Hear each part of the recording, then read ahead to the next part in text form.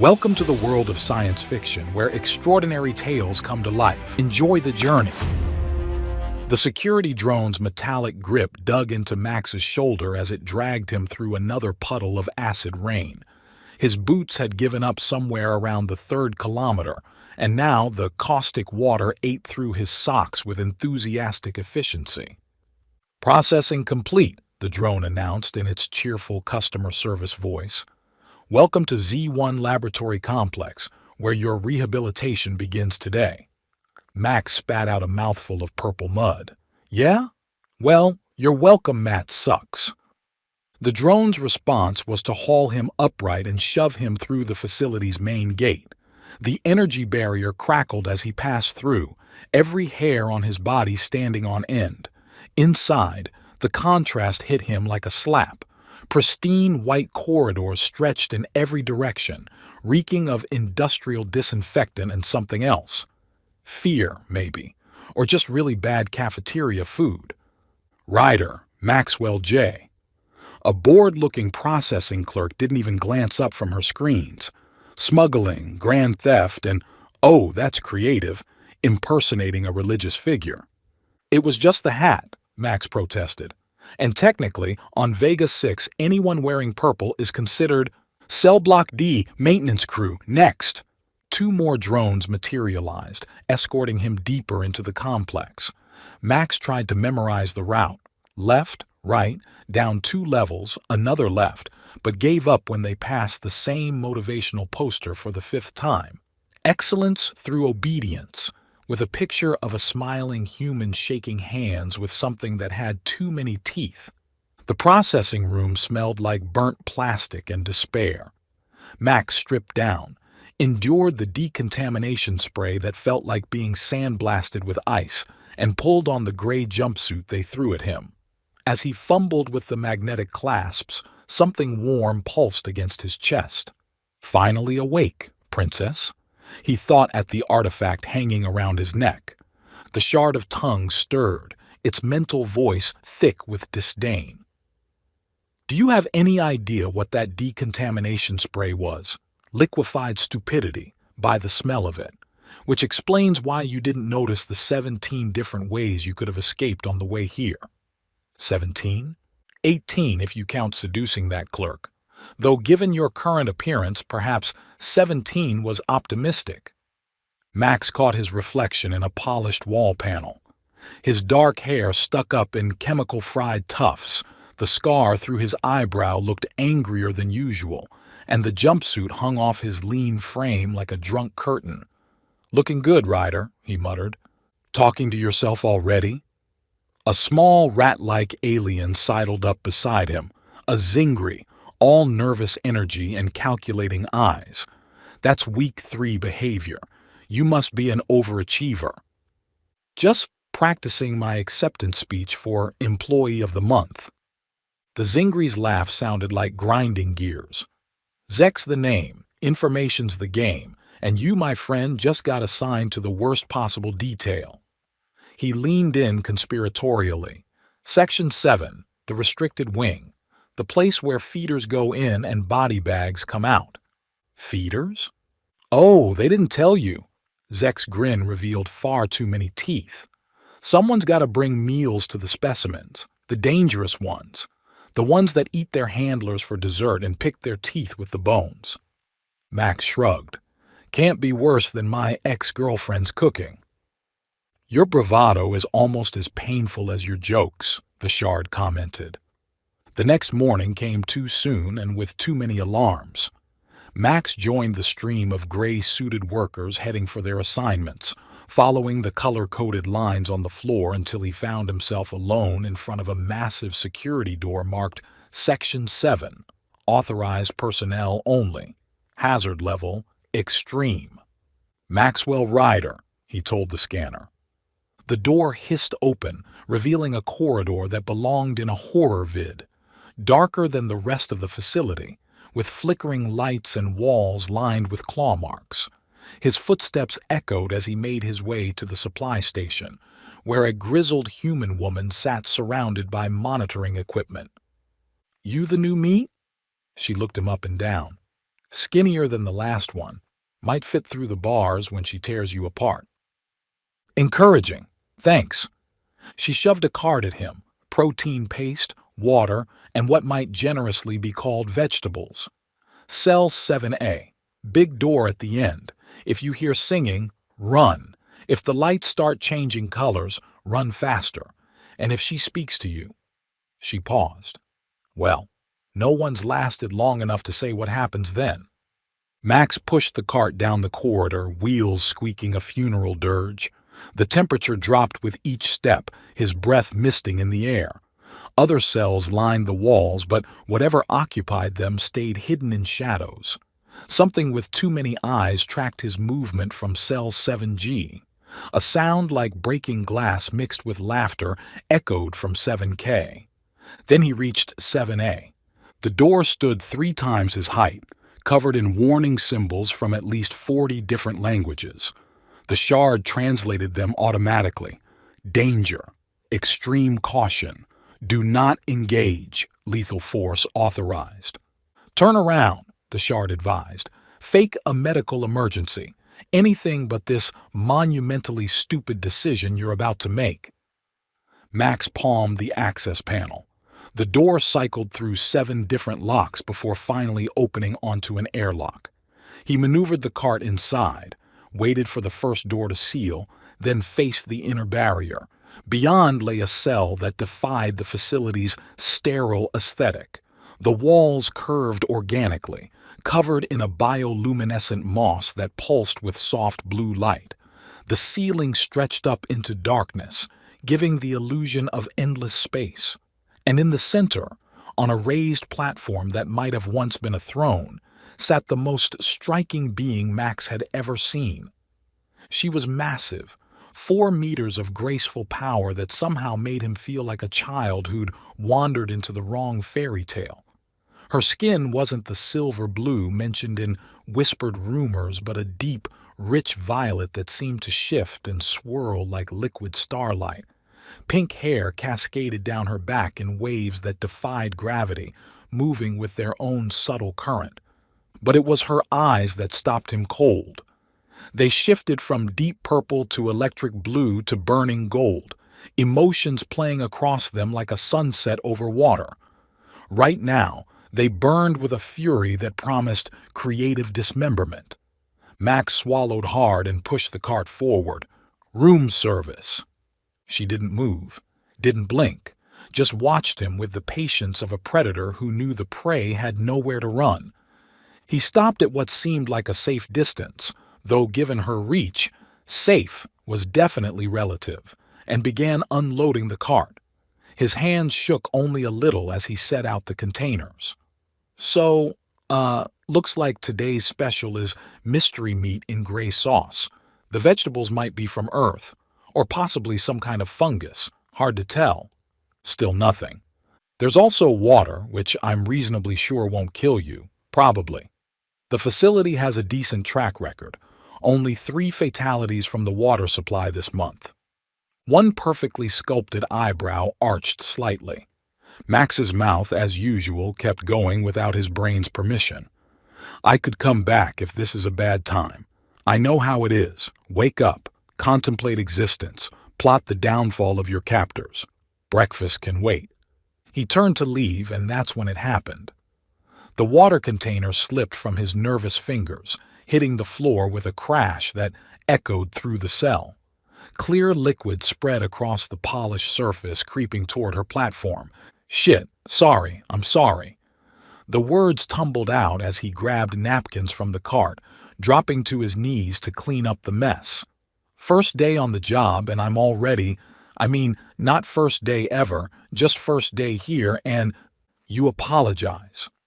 Her voice rolled through the cell like distant thunder, carrying harmonics that made his bones vibrate. The shard practically seizured against his chest, its usual sarcasm replaced by something like awe. Max looked up from his futile napkin efforts. Yes? She leaned forward just slightly, and even that small movement carried the weight of tectonic plates shifting. The others who came before, they feared, they hated, They demanded. But you, those color-shifting eyes narrowed. You apologize for spilling water. Well, yeah, it's just basic. Max's survival instincts finally kicked in. I should go. Wait. The word wasn't a command. It was something else. Something that made him freeze with his hand on the cart handle. She moved then, unfolding from her seated position with a grace that 4-meter-tall beings shouldn't possess. Each step she took toward him was deliberate, calculated. The bioluminescent moss brightened in response to her proximity, casting purple shadows that danced across her features. Max's brain provided helpful observations like those legs go on forever, and is it hot in here, or is it just the impending death? The shard, for once, stayed silent. She stopped just outside of lunging distance, his lunging distance anyway.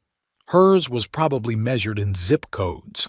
This close, he could see the subtle patterns in her skin, like galaxies swirling just beneath the surface.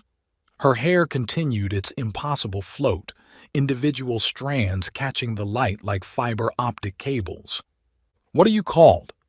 She tilted her head, studying him with those impossible eyes. Max. Maxwell Ryder. But just Max is Max. She tested the name and somehow made one syllable sound like music. I am Valira. Don't engage. The shard finally found its voice. This is exactly what Directive 7 warns about. Emotional manipulation. She's playing you like a... Max pulled the chocolate bar from his pocket. He'd been saving it for a particularly bad day, but something about the way she held herself, proud despite the cage, defiant despite the isolation, made him extend it toward her. It's chocolate. From Earth. Well, supposedly from Earth. Might be synthetic, but it's sweet. Valira's eyes flashed to gold, then a deep turquoise Max had never seen before. She reached out slowly, her hand large enough to snap him in half, and plucked the bar from his fingers with surprising delicacy. Sweet, she repeated, unwrapping it with careful precision. She took a small bite and her entire expression transformed. The fury melted away, replaced by something almost vulnerable. I had forgotten. Forgotten what? That sweetness existed. She took another bite, savoring it. How long have you been a prisoner here, Max? About 18 hours. You? Her laugh was bitter. I stopped counting after the first year. Time moves differently when you are a specimen. You're not a specimen.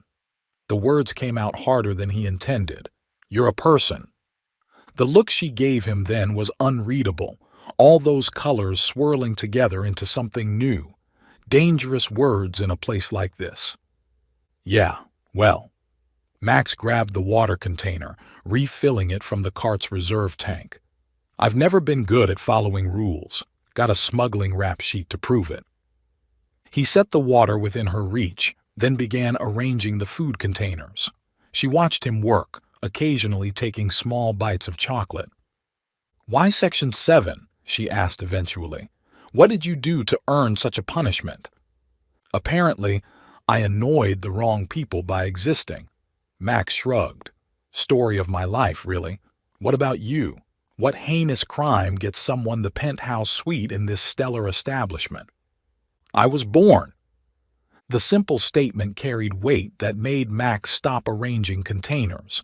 He looked up at her, really looked, and saw past the alien features to something achingly familiar. Loneliness. The kind that carved hollows in your chest and made you forget what your own voice sounded like when it wasn't echoing off walls. Don't, the shard warned. Don't you dare sympathize with... That's a shit crime, Max said. Valira blinked. Then, impossibly, she smiled. It transformed her face, light dancing across her features like sunrise over water. Yes, it is, as you say, a shit crime. How long since someone talked to you? Like, actually talked? She considered this, finishing the last of the chocolate. The guards speak, commands, threats. The scientists ask questions, take samples. But conversation? Her hand moved unconsciously to her throat, where faint scars marred the perfect violet skin. I cannot remember. Well? Max settled against the cart, crossing his arms. Lucky for you, shutting up isn't one of my skills. Just ask the artifact currently having a meltdown in my chest. Her eyes sharpened. Artifact? Do not... Max pulled the shard out from under his jumpsuit. It pulsed with agitated light, warm against his palm. This mouthy little bastard calls itself the Shard of Tongues. Mostly it just critiques my life choices and makes bad jokes at inappropriate times. Valera went very still, the kind of still that preceded either violence or revelation. May I see it closer? Every instinct screamed at Max to run. The shard was practically vibrating with panic. But something in her voice, a note of desperate hope, made him step forward. He held out the artifact, stopping just within her reach. She leaned down, her face coming level with his, and he forgot how to breathe.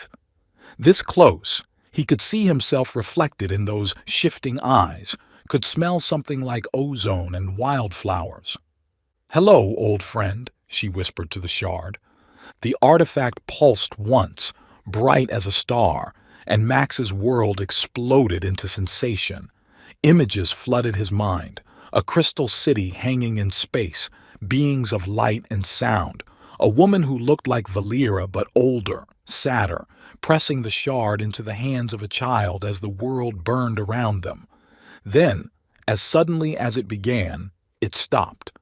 Max found himself on his knees, gasping, the shard cool against his chest. Valera had retreated to her platform, her expression closed off once more. "You should go," she said quietly, "before they notice how long you've been here." Max struggled to his feet, mind reeling. What was that? The echo of a dead world. She turned away, her hair creating a curtain between them. "Thank you for the chocolate, Max." He wanted to press, to demand answers, but the lights in the corridor were flashing. Shift change. He grabbed the cart and headed for the door, pausing at the threshold. "I'll bring more tomorrow. Chocolate, I mean, if you want." She didn't turn around, but he caught the slight nod. "I would like that." The door sealed behind him with finality, but Max barely noticed. His mind was too full of violet skin and impossible eyes, of ancient artifacts and the way she'd said his name like it was something precious. "You're an idiot," the shard informed him as he navigated back through Section 7. "A complete and utter moron who's going to get us both killed." "Probably," Max agreed, passing the other cells without seeing them. "But did you see her smile?" "I saw a predator displaying teeth. Very different thing." But the shard's tone lacked its usual bite, and Max could feel its confusion mixing with his own. Whatever had just happened in that cell, whatever connection had sparked between Artifact and Giantess, it had changed something fundamental. He made it back to the supply station where the grizzled woman waited with raised eyebrows. Still in one piece. That's a record. "I have a gift," Max said, parking the cart. "Yeah? What kind of gift?" He thought about Valera's eyes, the way they'd shifted to turquoise when she'd tasted chocolate. The stupid kind. The woman's laugh followed him out of Section 7, but Max was already planning tomorrow's visit. Maybe he could trade for more chocolate. Maybe find some real food instead of protein paste. Maybe discover why the shard had reacted like it was seeing a ghost. Maybe figure out why he was already looking forward to seeing her again. "Definitely going to die," the shard muttered. For once, Max didn't argue, but as he made his way back to his cell block, he found himself humming, the same melody Valera had been sub-vocalizing when she'd looked at the shard. A song from a dead world carried in the throat of its last daughter. Yeah, he was probably going to die, but at least it would be interesting. The next 3 weeks fell into a routine that Max would have called comfortable if not for the constant threat of death. Every morning, he'd make his way to Section 7, load up the cart, and spend an hour with Valera that felt like minutes and eternities all at once. She'd started waiting for him by the energy barrier, those impossible eyes already shifting to warm gold when he appeared. Their conversations ranged from the mundane. She was fascinated by his descriptions of Earth weather, to the profound, like when she explained how her people experience time as a spiral rather than a line. "Your past touches your future," she said one morning, drawing patterns in the air that left brief trails of light. "Every moment echoes forward and backward. You humans see life as a straight path, but we—" She paused, pain flickering across her features. "We saw it as a dance." Max had smuggled in a pack of playing cards, teaching her poker while she taught him words in Lumari that made his throat ache to pronounce. She was terrible at bluffing. Her skin would shimmer with subtle patterns that the shard gleefully translated as her emotional state. "She's holding 2 pair," the shard would announce, "and she thinks you look attractive when you concentrate. Fascinating how her species broadcasts everything." "Shut up," Max muttered, which made Valera tilt her head. "The artifact speaks to you often?" "Constantly. It's like having the world's most sarcastic narrator following me around." He dealt another hand. "What was it like before? The shard, I mean. When your people had them?" Valera's movement slowed. "They were companions, guides. Some say they held pieces of our souls, allowing us to touch the universe's song." She picked up her cards with delicate precision. "This one seems different." "Different as in vastly superior to the average semi-sentient crystal, thank you very much." "Different how?" Max asked. "Angrier, sadder, more." She searched for the word. "Human." Before Max could process that, alarms shrieked through the facility. Not the usual shift-change chirp, but the bone-deep wail that meant lockdown.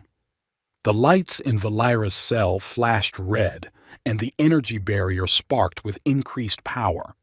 "Go," Valera commanded, rising to her full height.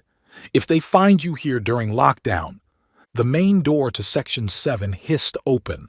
Max spun around, expecting security drones. Instead, Director Clad entered, flanked by 2 guards in full combat armor. The temperature seemed to drop 10 degrees. "Mr. Ryder." Clad's voice was flat, emotionless, but something flickered in his eyes when he saw Max inside the cell perimeter. "How fascinating to find you here. During a lockdown, no less." "I was just—" "Yes, I can see what you were just." Clad moved forward with mechanical precision, his gaze sliding between Max, Valera, and the scattered playing cards. "Gambling with a Class X specimen. That's creative." Valera shifted, placing herself between Max and the director. The move was subtle but unmistakable. Clad's expression didn't change, but the guards raised their weapons. "Stand down, specimen." Clad pulled out a small device, thumb hovering over a red button. "Or shall I demonstrate what happens when your restraint implants receive a full charge?" "It's fine," Max said quickly, stepping around Valera despite her low growl of protest. "I was just leaving, sir." "No, Mr. Ryder, you were just arriving." Clad's thin lips curved in what might have been a smile on a face that remembered how. "In my office. Now." Max caught Valera's eyes as the guards escorted him out. She pressed one hand against the barrier, her skin flaring with patterns of distress that needed no translation. "I told you," the shard whispered. "I told you this would happen." Clad's office was a monument to sterile efficiency. No personal effects, no windows, just walls of monitors showing every corner of the facility. The director settled behind his desk like a spider returning to its web. "Sit." Max sat. "Do you know why I assigned you to Section 7, Mr. Ryder?" "My winning personality?" Clad stared at him with eyes like frozen methane. "Because you carry a Lumari artifact. Because I wanted to see if it would react to the specimen. And because, he leaned forward slightly, I know exactly who you really are. Max's blood turned to ice. The shard pulsed anxiously against his chest. Maxwell J. Ryder, small-time smuggler, orphan, unremarkable in every way except one. Clad touched his own chest, where a faint glow showed through his uniform. You're bonded to technology you couldn't possibly understand, just like me. He opened his collar, revealing an artifact embedded in his chest, like the shard, but wrong. Where Max's artifact gleamed with warm light, Clad's was dark, pulsing with a sick purple radiance that hurt to look at. 40 years ago, I was like you, young, emotional, weak. Clad's voice never changed inflection, making the words somehow worse. The Lumari fixed that. Their technology freed me from the prison of feeling. No more doubt, no more pain, no more hesitation. Looks like it's working great, Max said. You seem super happy. Happiness is irrelevant. Clad stood, moving to a wall monitor showing Valera's cell. She was pacing, agitation clear in every movement. What matters is purpose, progress. The specimen holds the key to unimaginable power, but she refuses to cooperate, until now. The monitor zoomed in on Valera's face, catching her mid-turn as she looked toward the door Max had exited through. Even on screen, the longing in her expression was unmistakable. Emotional attachment, Clad continued, the one thing I cannot manufacture or force, but you, Mr. Ryder, have created it accidentally. Fascinating. If you hurt her, Clad turned, and for the first time, something like amusement crossed his features. I'm going to complete her. The buyers arrive in 1 week. They expect a weapon. Thanks to you, I'll deliver one. He pressed a button on his desk. The monitors changed, showing schematics Max couldn't understand, biological readouts, and something that looked horribly like surgical equipment. You'll continue your visits, build her trust, make her care. Clad returned to his seat. And when she's vulnerable enough, we'll extract what we need. Her cooperation, while preferred, is not required once her defenses are lowered. I won't. Yes, you will. Clad pulled up another screen, security footage of other prisoners Max had gotten friendly with. Zek featured prominently, along with a few humans from his cell block. Unless you'd prefer I start testing our new nerve agent on your friends. I understand it's quite painful, takes hours to kill, and the subjects remain conscious throughout. The shard burned against Max's chest, its rage mixing with his own. But what could he do? Clad held all the cards. Excellent. We understand each other. The director waved dismissively. Return to your duties, and Mr. Ryder, try to make her love you. It will make the betrayal so much more effective. Max stumbled out of the office, his mind reeling. Guards escorted him back to his cell block where worried faces waited. Zek scurried over immediately. Heard you got called up. You okay? All limbs attached? Yeah, Max stopped. How could he explain? That he'd been ordered to make an alien giantess fall for him so a psychopath could vivisect her? That he was already halfway to falling for her himself? That the shard was screaming warnings in his head about destiny and disaster? I need a drink, he said instead. Zek produced a bottle of something that smelled like paint thinner and tasted worse. Max took a long pull anyway, feeling it burn down his throat. We have to warn her, the shard said. Can't, he'll know. He's watching everything. Then we have to... I know what we have to do. Max took another drink, mind already working. We have to play along, and find a way to beat him at his own game. The next morning came too soon. Max approached Section 7 with lead in his stomach, the taste of betrayal already bitter on his tongue. But when he entered Valera's cell and saw her waiting, saw how her eyes lit up, how her whole being seemed to brighten at his presence, he knew he was lost. I was worried, she said simply. When the alarms came, when he took you, I'm okay. The lie hurt. Everything hurt. He just wanted to remind me who's in charge. She studied him with those color-shifting eyes, and he wondered if she could see through him as easily as he could see through her bluffs at cards. Something troubles you. Just thinking about time. Max unloaded the cart, noting with dark satisfaction that someone had actually included real fruit today. Clad's doing, probably, anything to make the specimen happy. How you see it as a spiral, how the past touches the future. Yes? She accepted an apple, an actual earth apple, with reverence. I was wondering. He had to sell this, had to make it believable, had to ignore how much he wanted it to be real. If that's true, then maybe some things are inevitable, like us meeting. Valera went still. The apple hovered halfway to her mouth, forgotten. Max? I know it's crazy. He let out a shaky laugh that wasn't entirely faked. You're a 4-meter-tall alien princess, and I'm just some smuggler who can't keep his mouth shut. But these past weeks, talking to you has been the only real thing in this place. She set the apple down with careful precision. When she moved toward him, each step deliberate, the shard practically vibrated with alarm. This is a terrible idea, a cosmically bad idea, the worst idea in the history of... Valera knelt in front of him, bringing them closer to eye level. This near, he could see flecks of silver in her eyes like stars in a purple nebula. She reached out slowly, giving him time to retreat, and brushed one finger against his cheek. The contact sent electricity through his entire body. Not painful, but overwhelming, like touching a live wire made of starlight. The shard's protest cut off abruptly, replaced by a sound like singing. You are not just anything, Valera said softly. You are Max who brings chocolate.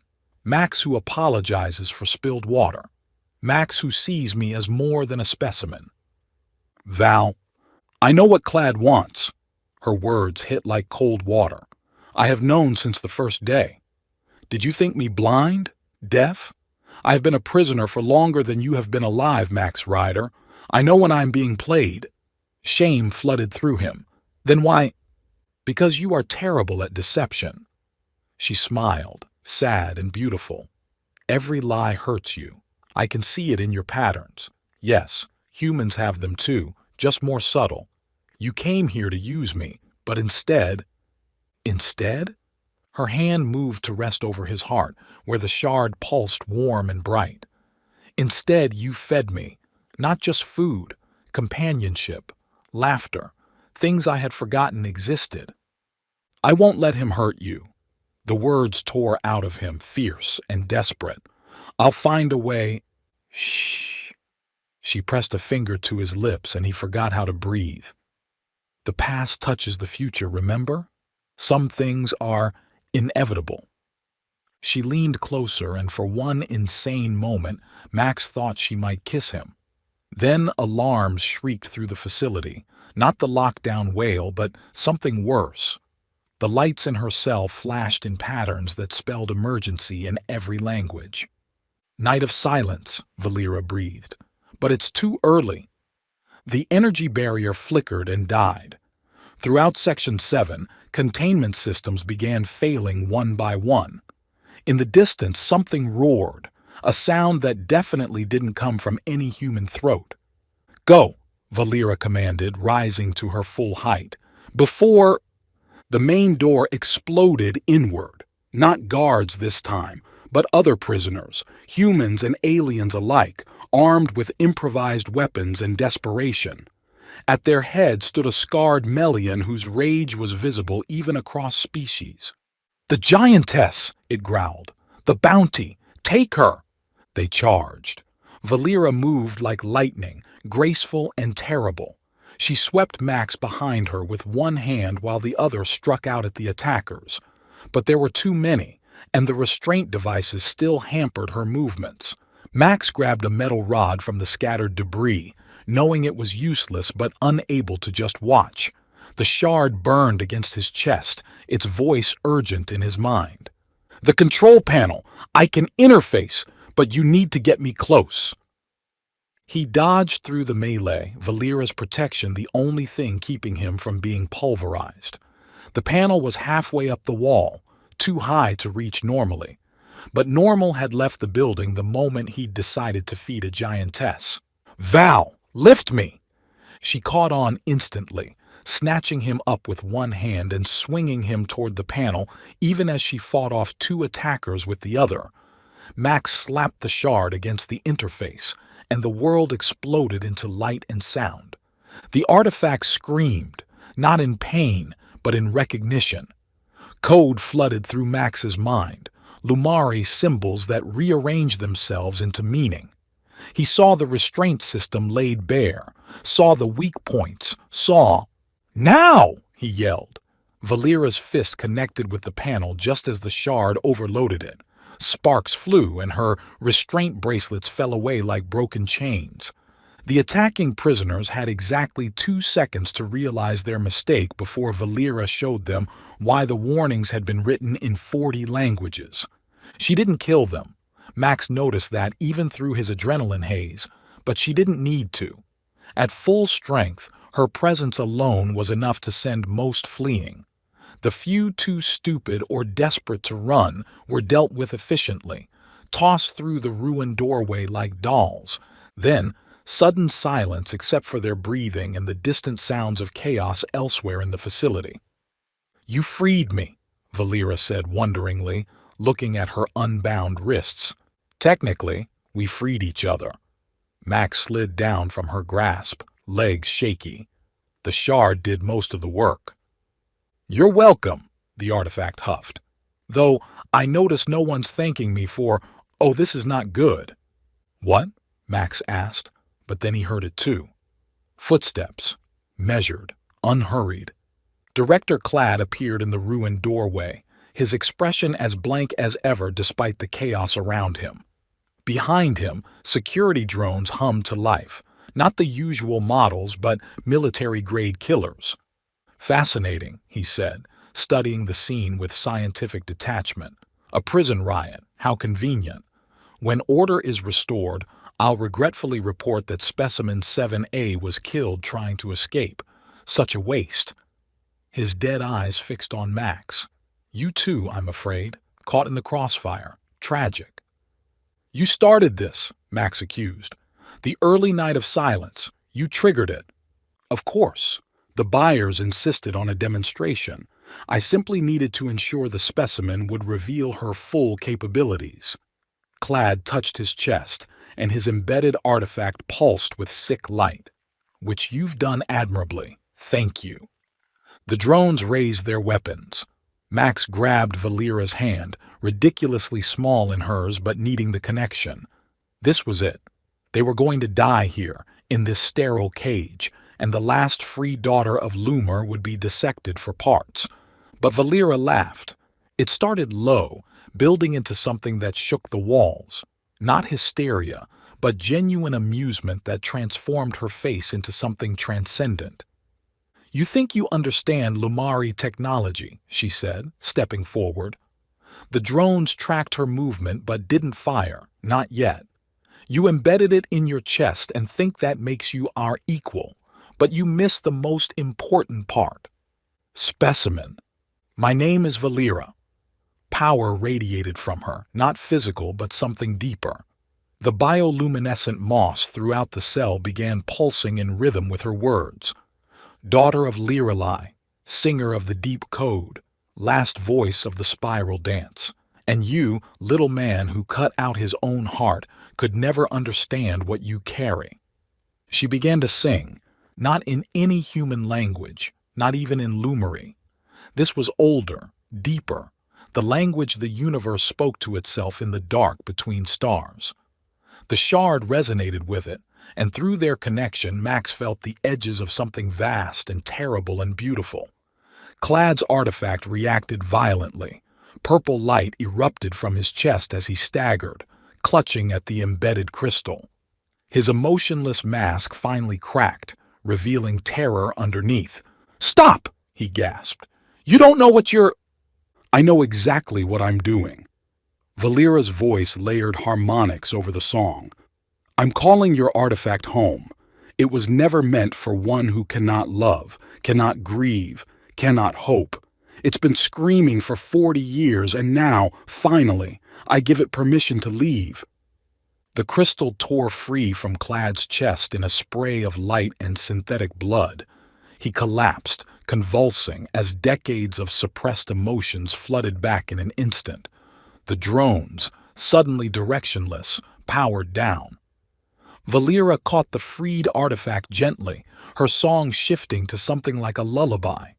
The purple corruption faded, replaced by clean violet light that matched her skin. Two halves of a whole, she murmured, looking between the restored artifact and the shard still warm against Max's chest. Your mother's last gift. She split her heart in two, one piece to bind me until I was ready, one to find the key that would free me. The key? Max's brain struggled to keep up. You mean you, Max? She knelt beside him again, smiling that sunrise smile.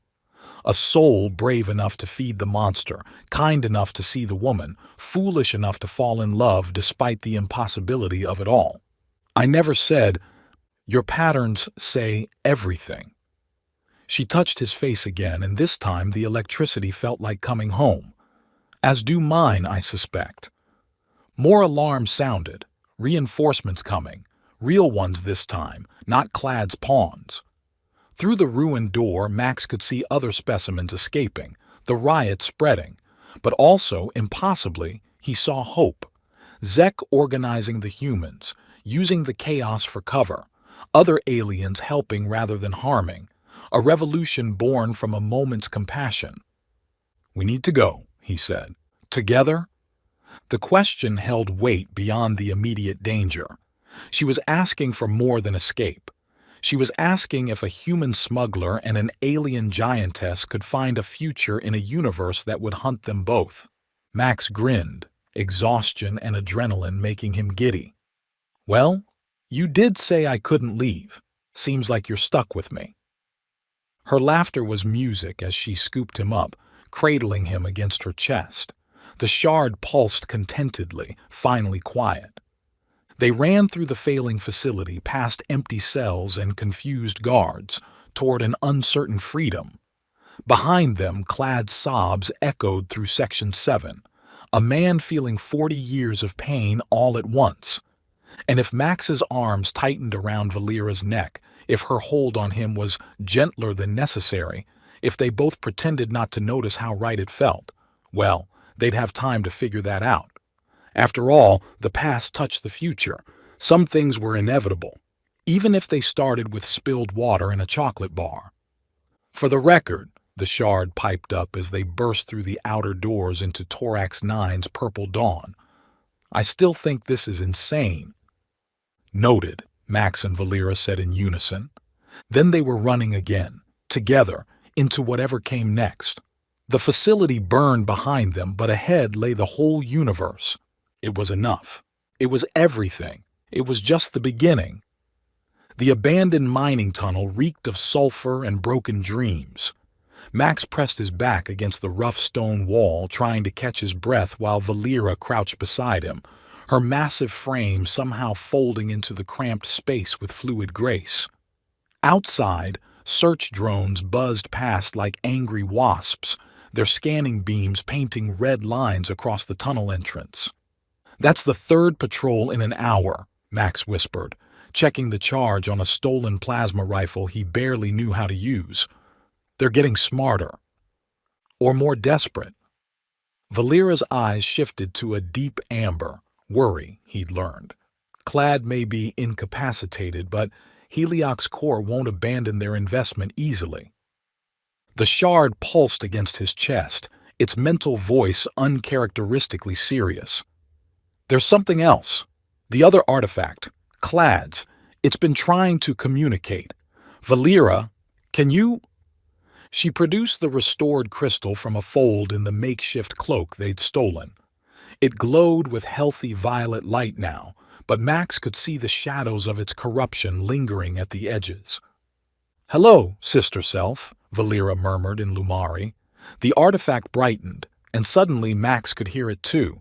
Not words exactly, but impressions, emotions, memories bleeding through. Pain. 40 years of pain. But also, coordinates? A meeting place? "The underground market at Sector 12, Valera translated, her brow furrowing. "Tomorrow night. Someone wants to meet." "It's a trap," Max said immediately. "Obviously." She smiled, that particular expression that made his heart do stupid things. "Shall we walk into it together?" Before he could answer, footsteps echoed from deeper in the tunnel. They both tensed, weapons rising, but the voice that called out was familiar. "Max? Max, you stupid, magnificent bastard, are you in here?" Zek rounded the corner, looking like he'd been through a blender. His fur was singed, one arm hung in a makeshift sling, but his eyes were bright with manic energy. Behind him, a ragtag group of escapees followed. Humans, a couple of Melians, and something that might have been sentient vapor in a containment suit. "Zek," Max lowered his rifle. "How did you track you? Please." The Zingri's grin revealed a missing tooth. "I've been selling information for longer than you've been alive. Finding one lovesick human and his giant purple girlfriend isn't exactly challenging." Valera's skin flickered with patterns of amusement. "Girlfriend? Would you prefer interdimensional life partner? Xenophilic significant other?" Zek waved his good hand dismissively. "The point is, half the facility escaped thanks to your little stunt, and now we've got a revolution on our hands. Problem is, we need leadership." "I'm not a leader," Max protested. "No, but she is." Zek nodded to Valera. "Last of the Lumari? The woman who made Director Emotionless cry like a baby? Every escaped specimen wants to follow her, and wherever she goes." He looked meaningfully at Max. "We need supplies," one of the humans interrupted. "Food, weapons, medical gear, the injuries from the breakout." "I know someone." Dr. Malara stepped from behind the group, her 6 arms folded in what Max had learned was defensive posture. "A trader in Sector 12, discreet, expensive, but reliable." Max and Valera exchanged glances, the same sector where their mysterious contact wanted to meet. "Looks like we're going shopping," Max said. Sector 12 made Max's old smuggling haunts look like paradise.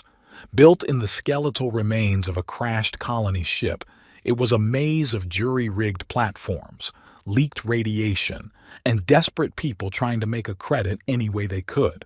The air tasted like metal and poor life choices. Valera drew stares despite the hooded cloak covering most of her frame. 4 meters of anything was hard to hide, and her grace marked her as something other than the usual Sector 12 muscle. "Stay close," Max murmured, feeling ridiculous, like he could protect her from anything. "Your concern is touching," the Shard commented.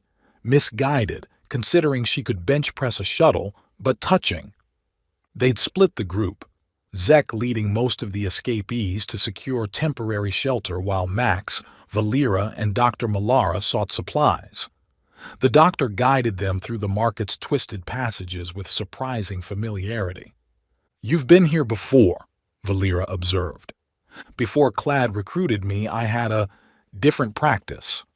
Malara's compound eyes reflected the neon signs. "Not all genetic modifications are legal, but they're all profitable."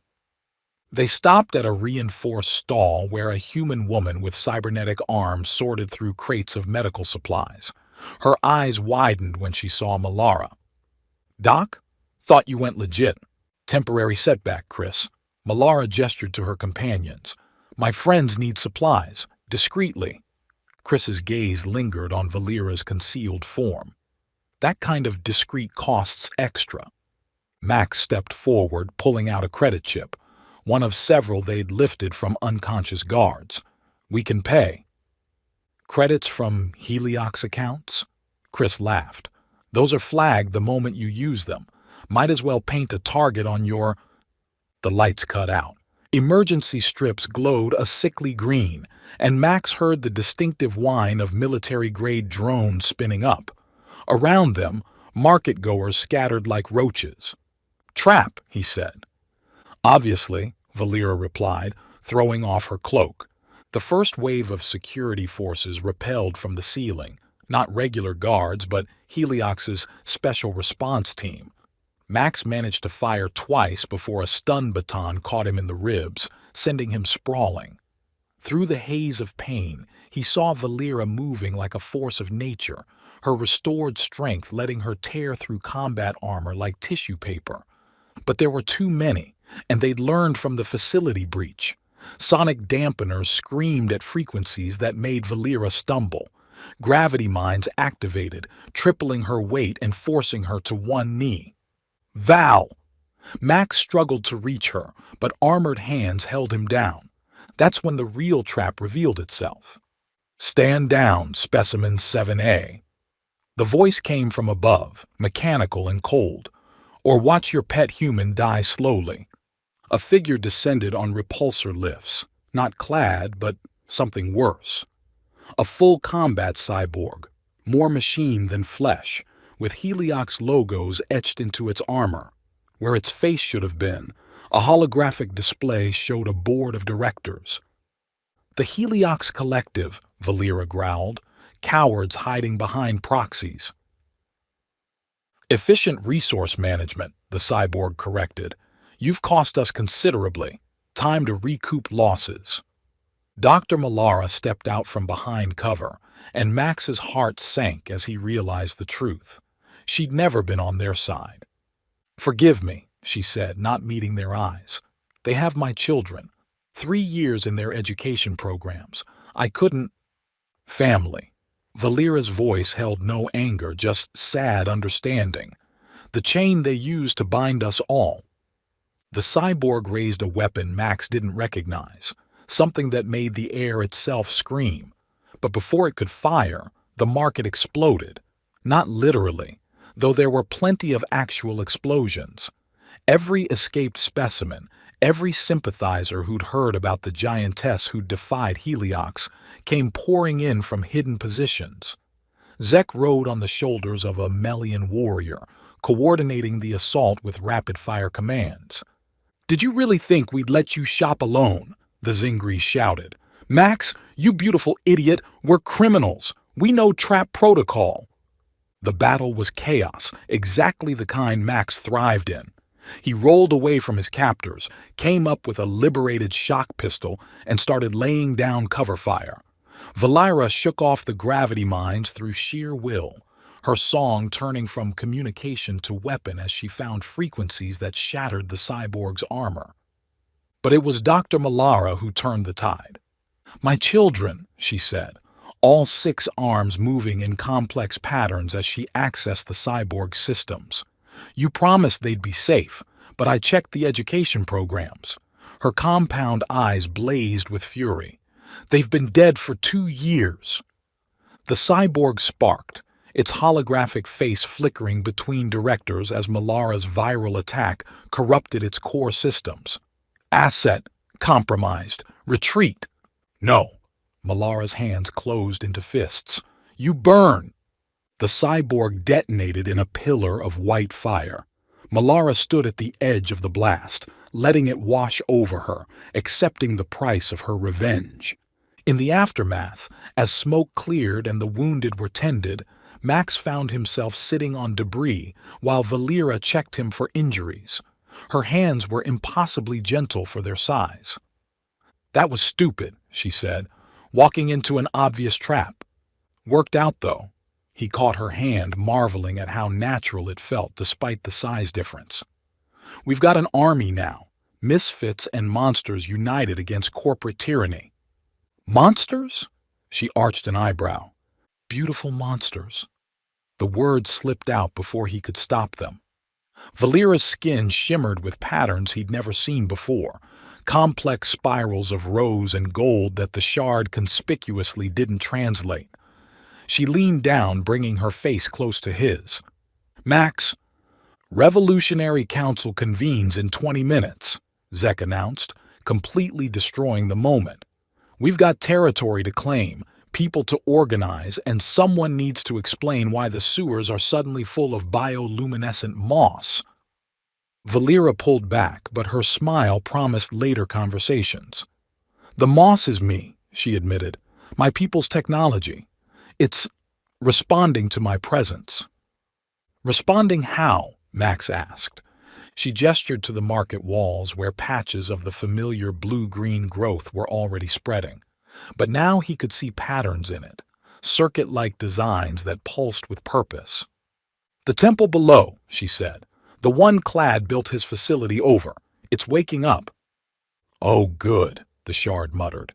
Ancient alien technology activating in response to emotional stimuli. What could possibly go wrong? The War Council met in what used to be a gambling den, now converted to revolutionary headquarters through the simple expedient of throwing out the previous owners. Max sat at a table surrounded by the strangest collection of beings he'd ever seen, which was saying something. Valera commanded attention even sitting down, her natural authority filling the room. But she kept Max close, their connection obvious to everyone present. Status report, she said. Zek cleared his throat.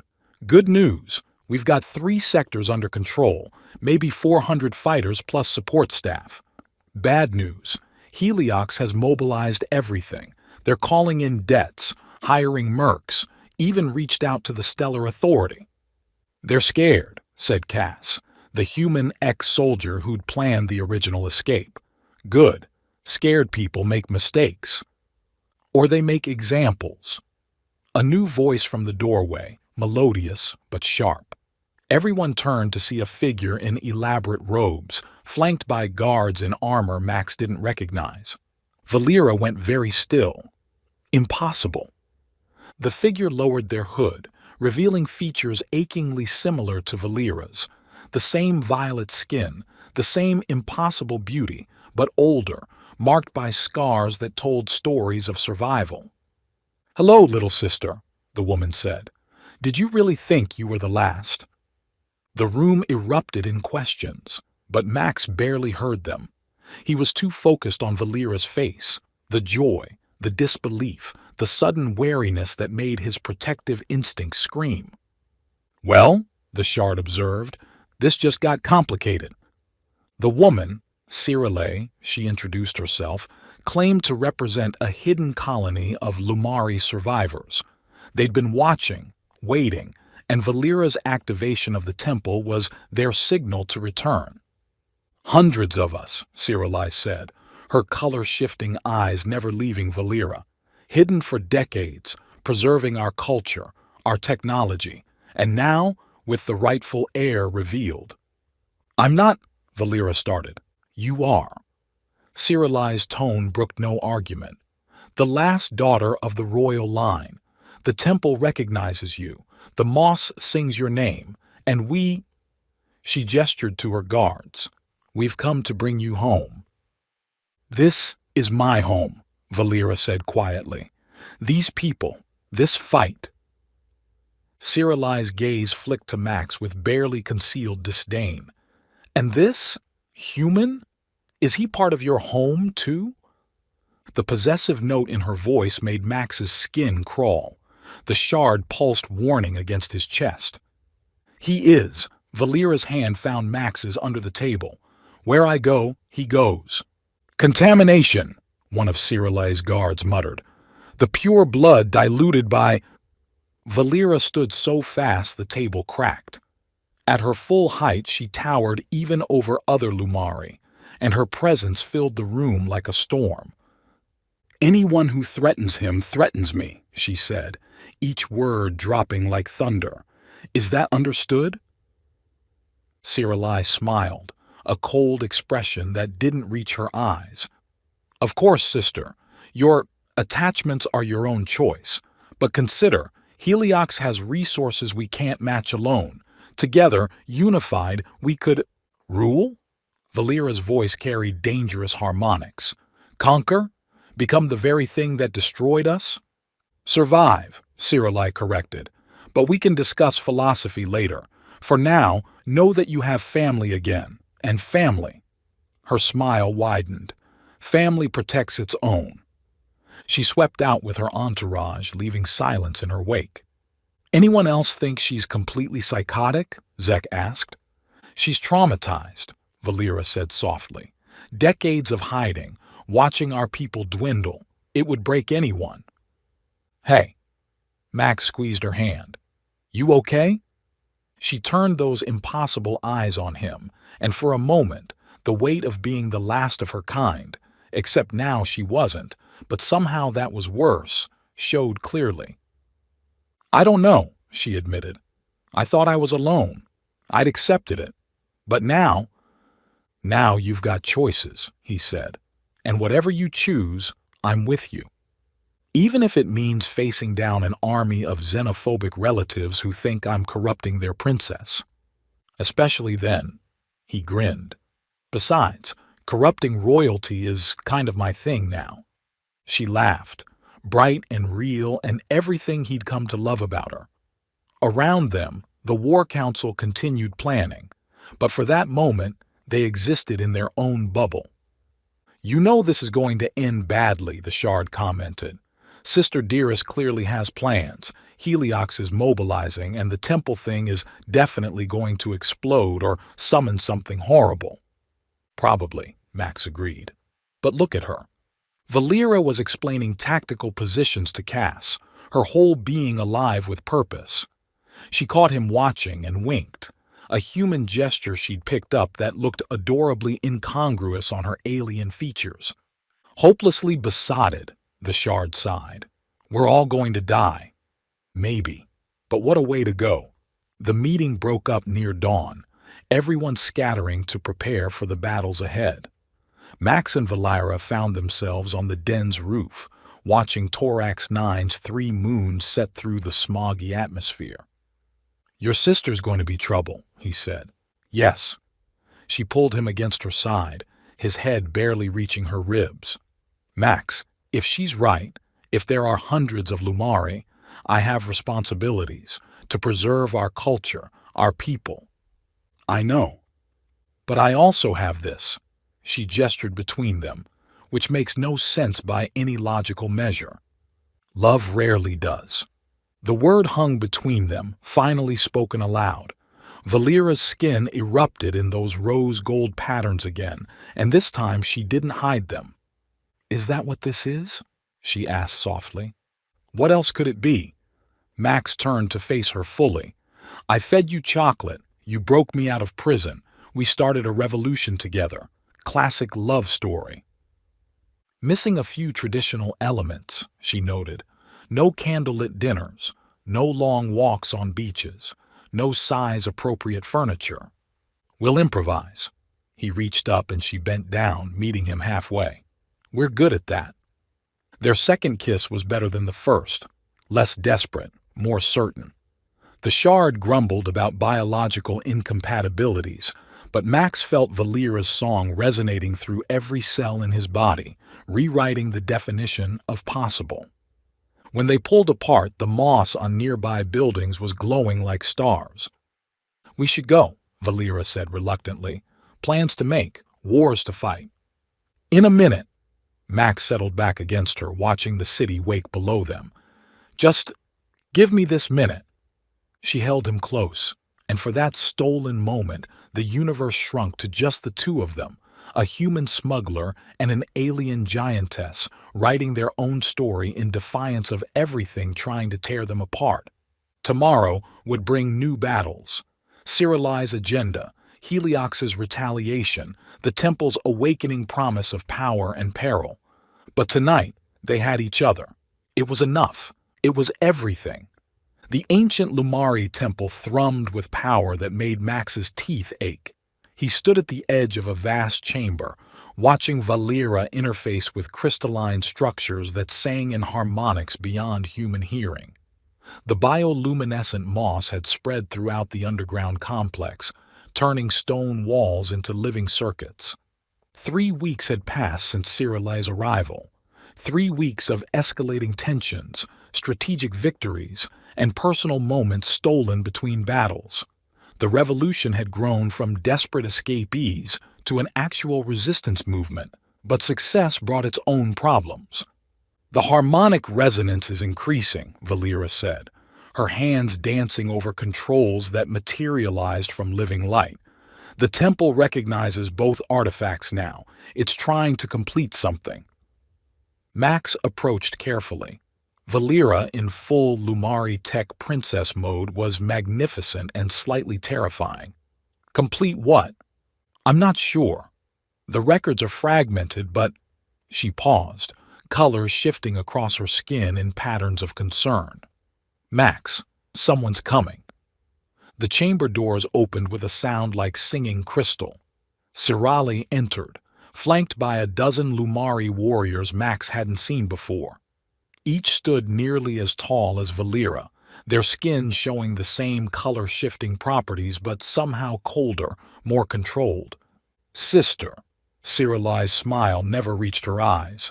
The preparations are complete. It's time. Time for what? Valera turned from the console, and Max noticed how she subtly positioned herself between him and the newcomers. To reclaim our birthright. Sirale gestured to the temple walls. This technology, properly activated, can reshape reality itself. We could make the lesser races kneel, create a new Lumari empire from the ashes of the old. Lesser races? Max stepped forward despite Valera's warning touch. That's what you've been planning? Genocide? Sirali's gaze flicked to him like he was something scraped off her shoe. Not genocide. Hierarchy. The universe needs order, and we are the only ones left who can provide it. We were destroyed because of that thinking, Valera said, her voice carrying dangerous undertones. Our arrogance, our certainty that we were above others. We were betrayed, Sirali's composure cracked. By races we tried to elevate, by humans and their ilk who feared our gifts. She visibly collected herself. But I didn't come to debate.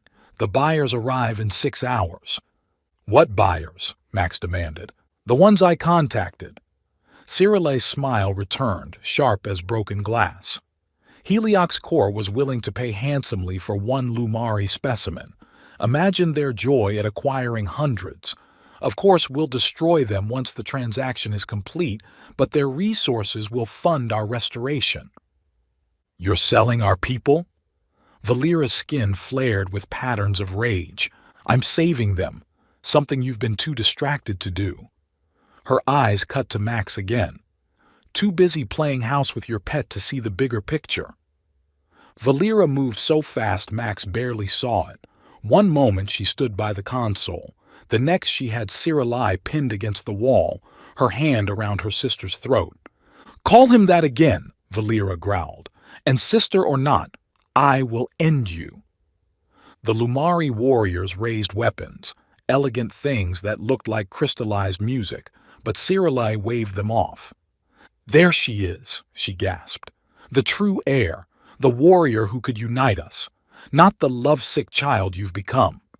Valera released her, stepping back. Get out. I'll give you 1 hour to reconsider. Sirali straightened her robes.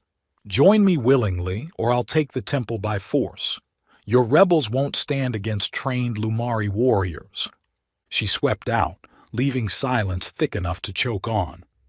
Well, Max said finally, family reunions are fun.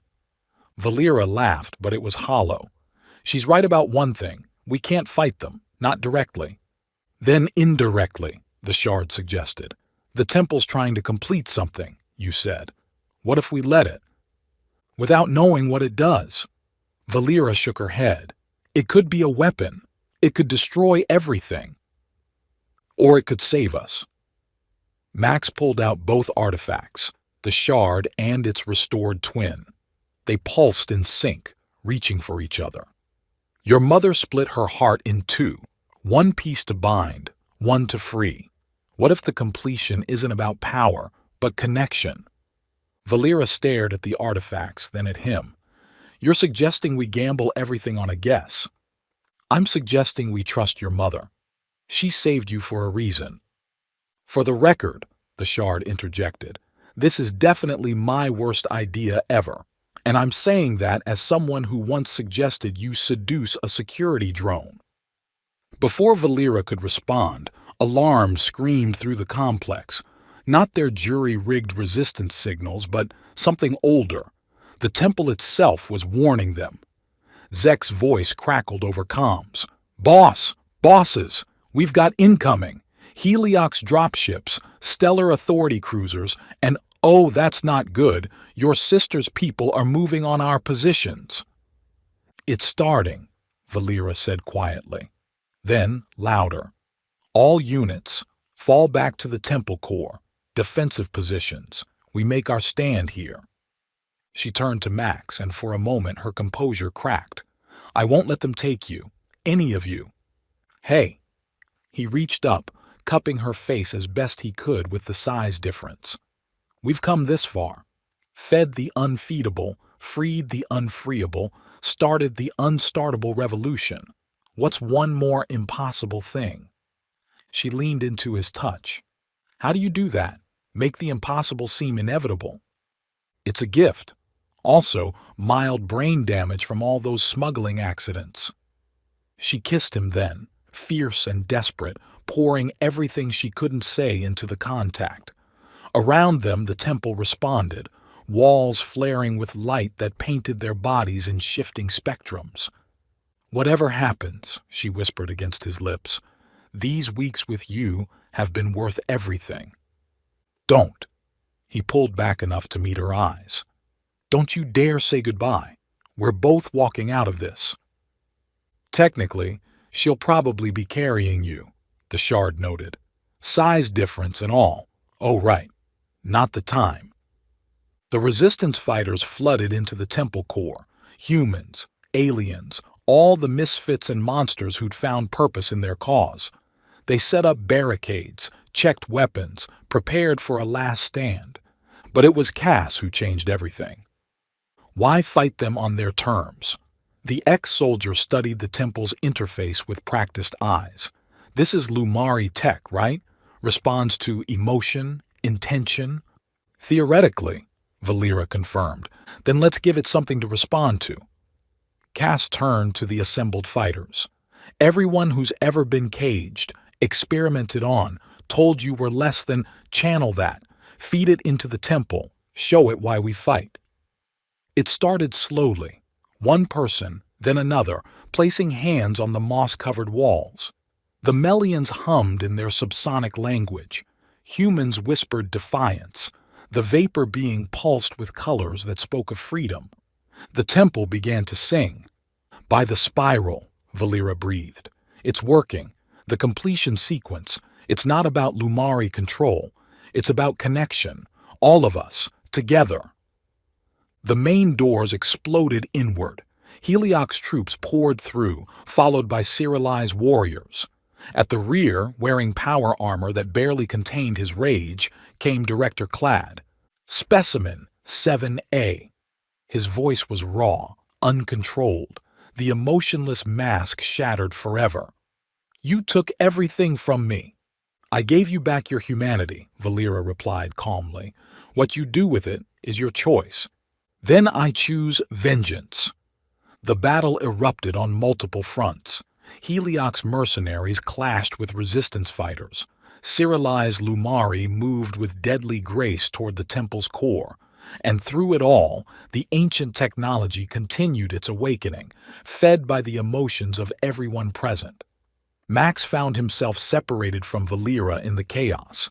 He ducked a plasma bolt, returned fire, and tried to fight his way back to her. But there were too many enemies, too much confusion. Then he saw it. Cirale, moving through the battle like a ghost, heading straight for Valera with a weapon that made the air scream. Val! Behind you! Valera spun, but not fast enough. The weapon discharged, catching her in the side, sending her to her knees. Cirale stood over her, triumph and sorrow warring on her face. I'm sorry, sister, but the old ways are all we have left. No, Max said, and suddenly he was there, throwing himself between them. They're not. The second blast took him full in the chest. Pain beyond description flooded through him, but he stayed standing through sheer will. "Max!" Valera's scream shook the temple. "See?" He managed a bloody grin. "Told you, love makes us stupid." He collapsed. "No!" The Shard's mental voice was anguished. "Not like this. I forbid you to die, you ridiculous, wonderful fool." But Max was already fading, darkness creeping in from the edges. The last thing he saw was Valera's face, those impossible color-shifting eyes fixed on his. Then something extraordinary happened. Valera began to sing, not the controlled harmonics she'd used before, but something raw and primal. The song of a heartbreaking, of love found and lost, of defiance against the very laws of reality. Both artifacts, the Shard and its twin, erupted from their containers, circling each other in a dance of light. The temple's walls flared to life, every circuit activating at once. "What are you doing?" Sci-Fi demanded. "What our mother intended." Valera cradled Max's body, her tears falling like liquid starlight. Not domination, not hierarchy, connection. She pressed both artifacts to Max's chest, still singing. The temple responded, channeling not just Lumari technology but the emotions of everyone present, human and alien alike, their hopes and fears and desperate need for something better. "This is impossible," the Shard whispered.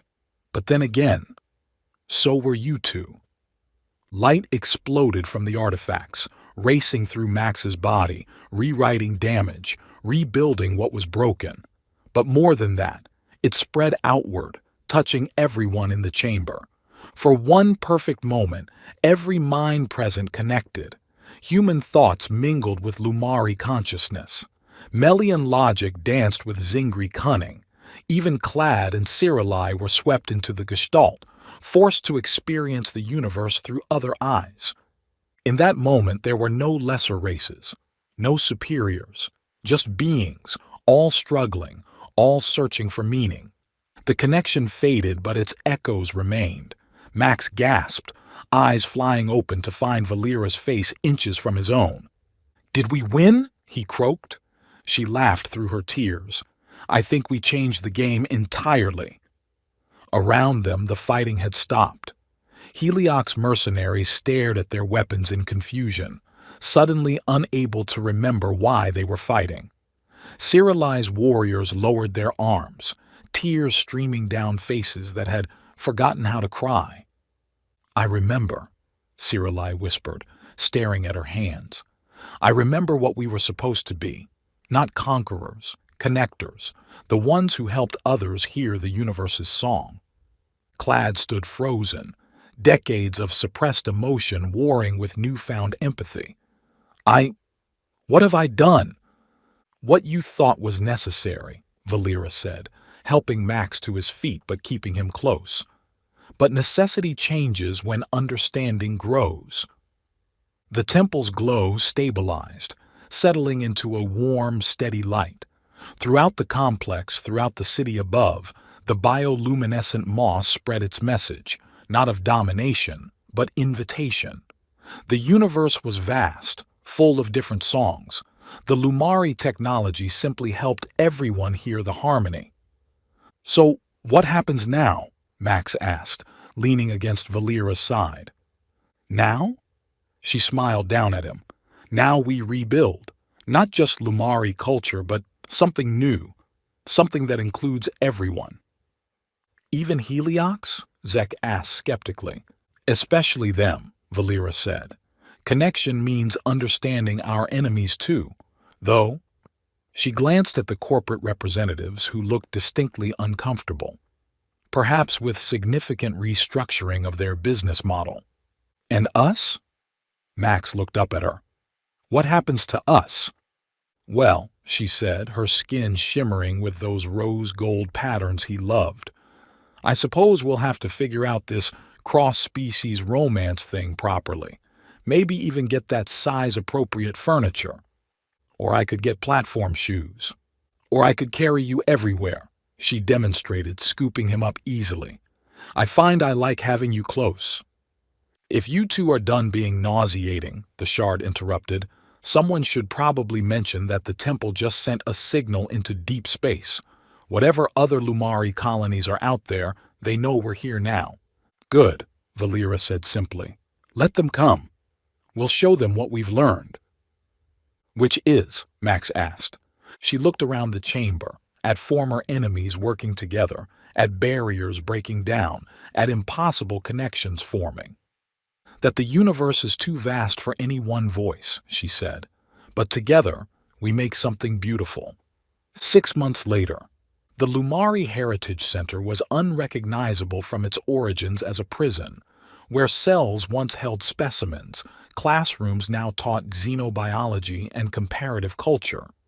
The restaurant where Max had first fed Valera chocolate was now literal, serving cuisine from a dozen worlds to beings who'd never imagined eating together. Max stood on the observation deck, watching ships arrive for the first interspecies harmony conference. Races that had barely tolerated each other were coming to learn the connection techniques the temple had revealed. "Brooding again?" Valera's arms wrapped around him from behind, lifting him easily to a more comfortable height. "Thinking," he corrected, "about how a smuggling run gone wrong led to all this." "The past touches the future," she quoted, nuzzling his neck, "though I don't think either of us saw this coming." Below them, Cirili directed new arrivals with the same intensity she'd once brought to warfare. Clad, looking healthier than he had in decades, led a group of former Heliox scientists in rehabilitation therapy. Even Zek had found purpose, running what he called aggressive integration services, basically teaching different species how to party together. "Any regrets?" Valera asked. "Just one." Max turned in her arms. "I should have brought more chocolate that first day." She laughed, the sound still capable of making his heart skip. "I don't know. One bar was enough to start a revolution. And a romance. The best kind of revolution." She kissed him, and the moss throughout the center pulsed in sympathy with their connection. "Still nauseating," the Shard commented from its place of honor in the center's museum. "But I suppose acceptable levels of nauseating." "You love it," its twin artifact chimed in. "I can feel your emotional subroutines activating." "Lies and slander. I'm just invested in their continued survival, for historical purposes." Max and Valera ignored the bickering artifacts, lost in each other as ships continued to arrive. The universe was vast, full of challenges and wonders yet to discover. But they'd face them together, a human and a Lumari, proof that the impossible was just another word for beginning. "So," Max said eventually, "ready to feed the next batch of visitors?" "Always." Valera set him down gently, but kept their hands linked. "After all, you never know what a little kindness might start." They walked back into the center together, ready to share their story with whoever needed to hear it. The girl who'd been caged, the boy who dared to feed her, and the love that had rewritten the rules of the universe. It was enough. It was everything. It was perfectly, impossibly, beautifully them. Epilogue. "My name is Nema Ryder, and I could kill you with my pinky finger.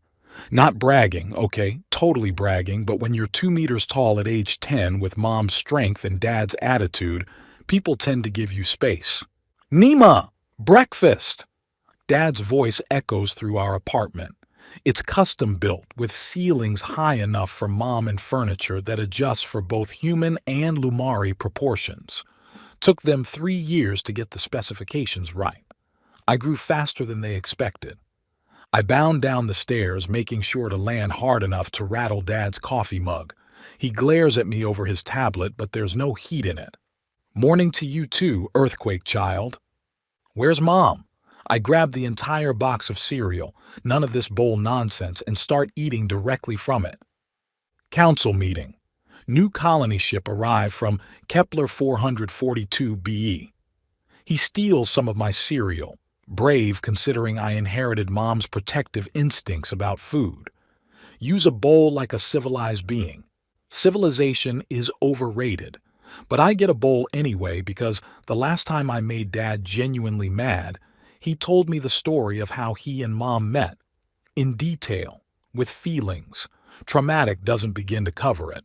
The shard materializes on the counter, its daily visit to torment, educate me. Good morning, chaos incarnate. Destroyed any diplomatic relations yet today? It's only 7 a.m. Give me time. Your mother was exactly like this, the artifact sighs. All that power, no impulse control.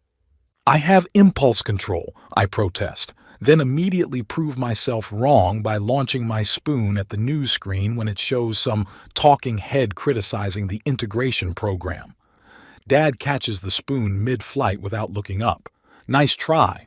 Also, Senator Krishnamurthy is an ally. Try not to assault his image. He said the program is moving too fast. He said it needs more oversight. There's a difference. Dad finally looks at me properly, and his expression softens. Bad dreams again? I hate how he can read me. The nightmares where I'm too big, too strong, where I accidentally hurt someone I love. They've been getting worse. I'm fine. Nima! The door chimes, saving me from feelings talk. I bolt to answer it, finding Aunt Ciralai on our doorstep. She's technically my great-aunt or something, but Lumari family structures are weird. Little warrior, she greets me, which is hilarious since I'm almost her height already. Is your mother home? Council meeting, I report. Dad's making breakfast if you want some. Fair warning, he's in lecture mode. She laughs, a sound that took her years to rediscover after the whole almost destroying everyone thing. Then I'll be swift. Tell Valera the Andromeda delegation accepted our proposal. Full cultural exchange, including their younglings. Younglings? My interest spikes. Are they tough? Can they fight? They're 6 inches tall and communicate through bioluminescent flashes. So, no?